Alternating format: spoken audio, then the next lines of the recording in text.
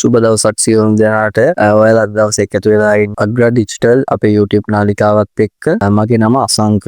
මම අද දවසේ ඔයාලට ගේන්න යන්නේ මොකද්ද මේ අග්‍ර බොක්ස් කියන්නේ, කොහොමද මම මගේ අලුත්ම ව්‍යාපාරය ආරම්භ කරන්න යන්නේ කියන සම්බන්ධයෙන් ගේන පළවෙනි වීඩියෝ එක තමයි මේක. මුලින්ම මම ගැන කියලා හිටියොත් මගේ කැරියර් ලයිෆ් එක ස්ටාර්ට් කරන්නේ ග්‍රැෆික් ඩිසයිනර් කෙනෙක් විදිහට එක්තරා පුද්ගලිකංශයේ පොත් ප්‍රකාශන ආයතනයකින්. ඊට පස්සේ මම හිතනවා මගේ ජීවිතේ තවදුරටත් මම ඉහළට යන්න ඕනේ කියන එක ගැන හිතලා මම එතනින් එහාට ගිහිල්ලා කල්පනා කරලා සුදුසුකම් සපුරලා මාකටිං ෆීල්ඩ් එකට එන්න වෙනවා. මාකටිං ෆීල්ඩ් එකේ මේ වෙද්දි මම එක්තරා පුද්ගලික ආයතනයක මාකටිං එක්සිකියුටිව් කෙනෙක් විදිහට වැඩ කටයුතු කරගෙන යනවා. 2023 වර්ෂයේදී ඔය ඒ කියන්නේ මම මගේ කැරියර් ලයිෆ් එක ස්ටාර්ට් කරපු මුල් කාලේ මම පාර්ට් ටයිම් ෆ්‍රීලාන්සර් කෙනෙක් විදිහට ග්‍රැෆික් ඩිසයින් ස්කිල් එක යූස් කරලා ග්‍රැෆික් ඩිසයිනර් කෙනෙක් විදිහට Facebook page එකක් පටන් ගන්න සර්විස් දෙන්න පටන් ගන්නවා. ඒක පටන් ගත්ත මුල් කාලේදී ඕඩර්ස් එනවා, මම ඉව කරනවා, දානවා. නමුත් මට කිසිම ප්ලෑන් එකක් නැහැ. කන්සිස්ටන්ස්ලි එක කරන්නේ, වැඩ කල් දානවා, ටයිමින් වලට ඒ ඕඩර්ස් දෙන්නේ. ඒ වගේ ගැටලු රාශියක් තිබ්බා.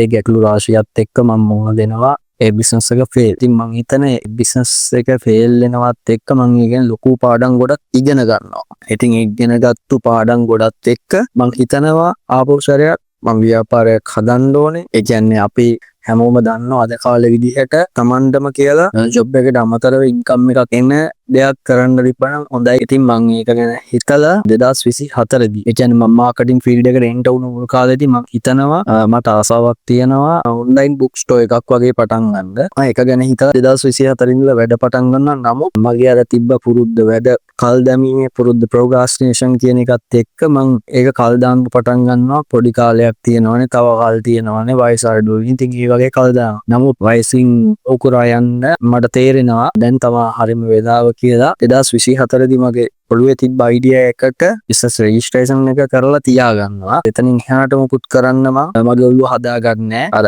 මං කිව්වා වගේ වැඩ කහදාන පුරුද්දත් එක්ක ඒ වගේ දේවල් කළා. කොහොම හරි 2026 අප්‍රේල්ෙදී මේ தත්ත්වය මට හිතෙනවා දැන් තමයි හරිම වෙලාව මේක පටන් ගන්න ඕනේ. දැන් පටන් ගත්තේ නැත්නම් ආයෙ පටන් ගන්න කාලයකුත් නෑ කියලා හිතිලා 2026 වර්ෂයේදී මම ඒක පටන් ගන්නවා. ඉතින් මට ඒකට 2026 වර්ෂයේදී මේ බිස්නස් එක පටන් ගන්න ඕනේ කියලා ඉන්ස්පයර් වෙන්නේ ඒක හේතුවක් මත. ඒ තමයි මේ වෙද්දී රිලීස් වෙලා තියෙන පොතක් ක්වොන්ටම් පරිගණකයේ සහ කෘත්‍රිම බුද්ධිය කියන පොත. ඉතින් මේ පොත කරන්නේ සරත් කුමාර සිරිස.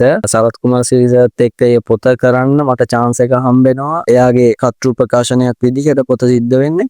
පොතේ ඩිසයිනින් වැඩ, ලේඅවුට් සදන වැඩ, කවර් පේජ් එකේ වැඩ, මේ හැම දෙයක්ම කරලා මට chance එකක් හම් වෙනවා ඒ සර්වර් ඉන්ටර්විව් කරන්න. ඉතින් ඉන්ටර්විව් කරන්න හම්ුනත් එක්ක මට හිතෙනවා මම ඔන්ලයින් බුක් ස්ටෝර් එකක් නේ කරන්න යන්නේ. ඉතින් ඔන්ලයින් බුක් ස්ටෝර් එකත් එක්ක අද කාලේ තියෙන සෝෂල් මීඩියා වල දේවල් දාන්න ඕනේ. සෝෂල් මීඩියා පැත්තෙන් මේ බිස්නස් එක අප් කරගන්න තියෙන හොඳම chance එක තියෙන්නේ. ඉතින් මට හිතෙනවා මේ දේත් එක්ක මම දැන් තමයි වැඩේට බහින්න ඕනේ කියලා. ඉතින් එහෙම හිතලා මම වැඩේට බහින්න පටන් ගන්නවා. වැඩේට බහින්න පටන් ගත්තාම ගැටලු වෙනවා. කොහොමද මං දැන් ගිහිල්ලා පොත් හොයාගන්නේ? මං කොහොමද අඩුවට පොත් ගන්නෙ? කොහොමද ලාභ හොයන්නේ? මේ දේවල් ගැන මට ගැටලු වෙනවා. මං හැමතැනම හොයනවා. හොයලා මට අඩුවට පොත් ගන්න පුළුවන් තැනක් හම්බෙනවා. ඉතින් මං එතනින් පොත් ටික අරගෙන පොත් කිහිපයක්. ඒ කියන්නේ මං කල්පනා කරා වැඩිපුරම විකිනෙන පොත් මොනවද? මං ඒ පිළිබඳව මං මාකටර් කෙනෙක් විදිහට මම මාකට් එක රිසර්ච් කරනවා. අප්ඩේට් මාකටර් කෙනෙක් කියන්නේ නිතරම මාකට් එක රිසර්ච් කරන කෙනා, නිතරම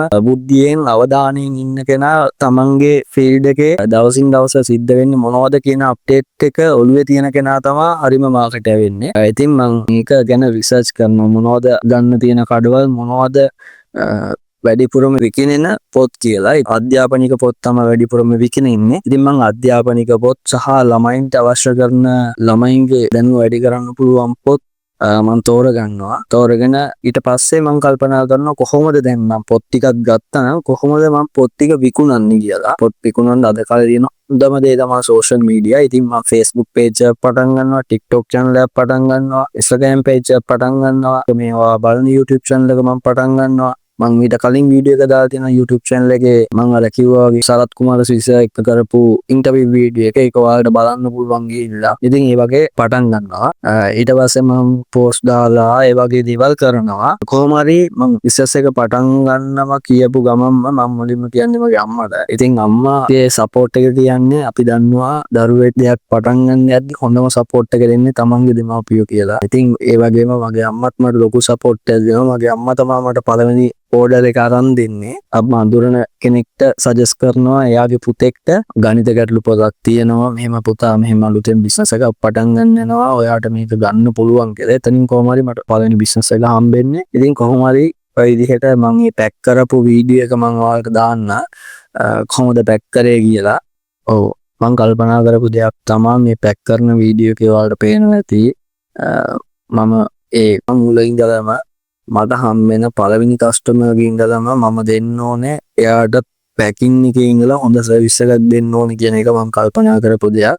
ඉතින් මට හම්බෙන පළවෙනි කස්ටමර්ද අවසාන කස්ටමර්ද මට හම්බෙන දෙවෙනි කස්ටමර්ද කියලා වෙනසක් නැතුව හැම කස්ටමර් කෙනෙක්ටම එකම විදිහට එකම සර්විස් එක දෙන්න තීරණය කරා. එයා අපේ ගෙදරට ඇවිල්ලා ඒක මිලදී ගත්තත්, එයාට ඒක කුරිය කරත්, එයාට ඒක මං ගිහිල්ලා දුන්නත්, මොන දේ කරත් මම එකම විදිහට හැම කස්ටමර්ටම සර්විස් එක දෙන්න ඕනි කියන එක මං ඔළුවට ගත්ත දෙයක් තමයි මේ පැකින් කරන වීඩියෝ එකෙන් ඔයාලට බලා ගන්න පුළුවන් වෙන්නේ. හරි. පැකින් කරන වීඩියෝ එක ඔයාලා බලන්න ඇති කියලා මම හිතනවා. ඔයාලටත් පුළුවන් ඔයාලා ආස කරන පොතක් තියෙනවා නම් සහ ඔයාලා කියවන්න කැමති පොතක් තියෙනවා නම් ඔයාලා හොයන පොතක් තියෙනවා නම් මේ වීඩියෝ එක බලන කෙනෙක් නම් යටින් කමෙන්ට් එකක් දාගෙන යන්න පුළුවන්. එතකොට මට පුළුවන් ඔයාලා කැමති පොත හොයාගෙන ඔයාලට දන්වන්න. ඔයාලට පුළුවන් කමෙන්ට් එකක් වගේම අපේ WhatsApp නම්බර් එක වීඩියෝ එකේ යටින් දාන්නම්. ඒ WhatsApp නම්බර් එකට මැසේජ් එකක් දාන්න. ඒ වගේම තමයි අපි බලමු ඉදිරි වීඩියෝ වලින් තියපු පියවර කොහොමද දිරියේදී සාර්ථක කරගන්නේ මොන ක්‍රම වලින් කියලා. ඉතින් අපේ YouTube channel එකත් එක්ක එකතු වෙලා ඉන්න කියලා හැමෝටම ආරාධනා කරනවා. මම හිතනවා ඔයාලා මට support එකක් දෙයි කියලා මගේ business එක success කරගන්න. ඉතින් අපි බලමු කොහොමද මම පෞගිය වැරදිච්ච තැන් වලින් ඉගෙනගෙන ඉදිරියේදී මේ ව්‍යාපාරය online bookstore එක physical bookstore එකක් දක්වා ගොඩනගාගෙන යන්නේ කියලා. බොහොම ස්තුතියි.